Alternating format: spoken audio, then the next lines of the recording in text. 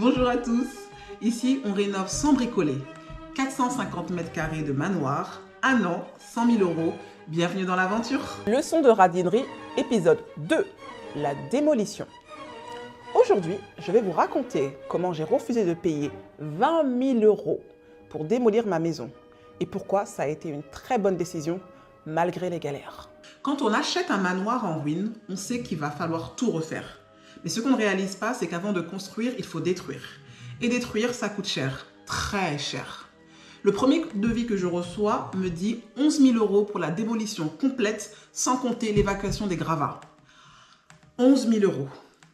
Pour casser ce qui est déjà cassé, pour enlever ce qui est déjà pourri. On a regardé le devis, on a regardé notre compte en banque, on a ri jaune et on a dit non. Parce que si on claque 11 000 euros pour vider la maison, il ne restera plus rien pour reconstruire. Heureusement, dans ma famille, il y a mon cousin. Celui qui sait tout faire avec ses mains, celui qui ne recule devant rien et surtout celui qui était d'accord pour venir passer 3 mois chez moi pour nous aider. 3 mois. 3 mois à vivre dans le chaos, à respirer la poussière, à casser du matin au soir. On lui a donné un petit peu d'argent, évidemment, mais comparé aux 11 000 euros du devis, une fraction. Alors, un immense merci à toi, mon cousin, parce que sans lui, nous serions probablement encore en train de nous casser le dos. Mais attention, dire on va tout casser nous-mêmes, c'est une chose, le faire, c'en est une autre. Première étape, enlever les revêtements muraux. Et quand je dis revêtements, je ne parle pas de 3 bandes de papier peint Ikea. Je parle de papier peint collé depuis des années 50. Des tissus muraux incrustés au plâtre, des couches sur couches qui refusaient de partir.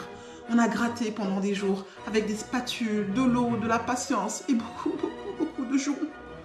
Sous certains murs, il a fallu tout arracher, le plâtre compris.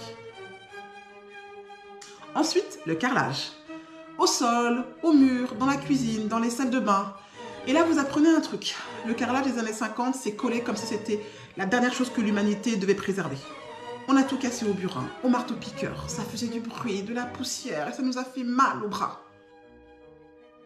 Démolir une cuisine, ça paraît simple. On arrache les meubles, on débranche et hop. Sauf que cette cuisine était intégrée. Les meubles étaient vissés dans les murs, les plans de travail étaient scellés. On a tout arraché, tout. Et derrière, des surprises, toujours des surprises. De la cendre incrustée depuis des siècles, des câbles bizarres, des tuyaux qu'on ne comprenait pas. Jérôme a même failli se couper la main avec la disqueuse au moment de scier le haut de la cheminée. Vous comprenez pourquoi on ne fait pas les travaux nous-mêmes. Trop dangereux pour des amateurs que nous sommes. Pour cette cheminée, le charpentier est venu retirer le haut sur le toit. Et là a commencé le vrai défi. Les gravats. On a aussi abattu un mur. Pas un mur porteur, non, on n'est pas fou. Un mur de séparation entre le salon et la salle à manger qui ne servait plus dans le nouvel agencement. Et là, ça a été satisfaisant de taper dans la masse. Ça nous a défoulés. Ramasser les gravats, un petit peu moins. Ensuite, le cauchemar continue. Le lambris. Vous savez ce revêtement qu'on a mis partout dans les années 60-70 et il y en avait partout dans la maison et dans la grande pièce. On l'a arraché, des mètres et des mètres de lambris. Et là, on a eu une idée géniale. En tout cas, on a pensé. Et si on le brûlait dans la cheminée pour éviter d'aller le déposer à la déchetterie? Non, ne faites absolument pas ça. Parce que le lambris, c'est traité et ça dégage des fumées toxiques. On l'a compris très vite quand toute la maison s'est remplie d'une fumée noire, épaisse, qui sentait le plastique brûlé. On a ouvert toutes les fenêtres, on a toussé pendant 2 jours et on a tout mis dans la voiture pour aller à la déchetterie comme des gens normaux. Les sols. Le parquet vermoulu, le carrelage éclaté, les chapes qui s'effritent, tout est parti. On a arraché, on a cassé, on a démonté, sol par sol, pièce par pièce. Et mon cousin, dans son élan, a décidé d'arracher le parquet d'une chambre qu'il ne fallait pas casser. Non. Et là, j'ai appris une des premières leçons de cette rénovation. Communiquer et surveiller son chantier. On a aussi démonté une cheminée. Pas la structure complète, non, juste le foyer et l'habillage. On l'a fait bloc par bloc, brique par brique. Ça a été lourd, ça a été sale, ça a été long. Et puis il y a eu tout le reste. Les anciennes portes, les lavabos, les WC, les radiateurs en fonte rouillés, tout ce qui ne servait plus, on l'a retiré, on l'a dévissé, on l'a arraché, on l'a transporté, on l'a empilé devant la maison comme un gros tas. Mais attendez, ce n'est pas tout. Parce que pour démolir, il faut du matériel. Et le matériel, ça coûte cher. Ça a été notre première dépense. On a dû acheter des centaines et des centaines de sacs de gravats, des grands, des petits, des résistants. Il nous a aussi fallu des outils, des marteaux, des burins, des pieds de biche, des gants renforcés et du matériel de protection. Des masques, des lunettes, des chaussures de sécurité.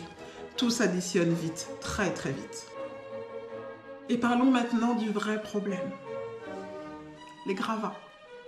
Parce que quand vous démolissez 450 mètres carrés de manoir, vous ne produisez pas un peu de gravats, vous en produisez une montagne.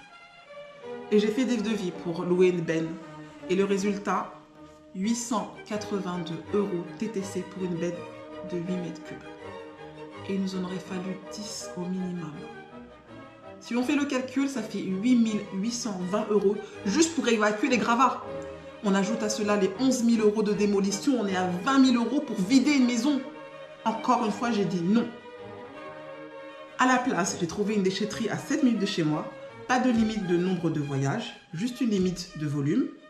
Donc notre quotidien pendant des semaines, ça a été de charger la voiture, aller à la déchetterie, décharger, rentrer, recommencer. Charger, aller, décharger, rentrer, en boucle, encore et encore. Parfois, on louait des camions de 8 mètres cubes. Et on a testé toutes les solutions de location différentes. Getaround, Jiffy Location, Leclerc, Super U. Mais voilà, à ce jour, on a fait plus d'une dizaine de voyages avec des camions de 8 mètres cubes remplis à bord. Et voilà, c'était ma leçon de radinerie épisode 2, la démolition. Dans un prochain épisode, je vous expliquerai comment vous pouvez aussi économiser sur votre démolition. Et encore un immense merci à mon cousin. Sans lui, cette vidéo n'existerait pas et on serait encore sur notre démolition. À très vite à vous, et si vous démolissez, portez un masque.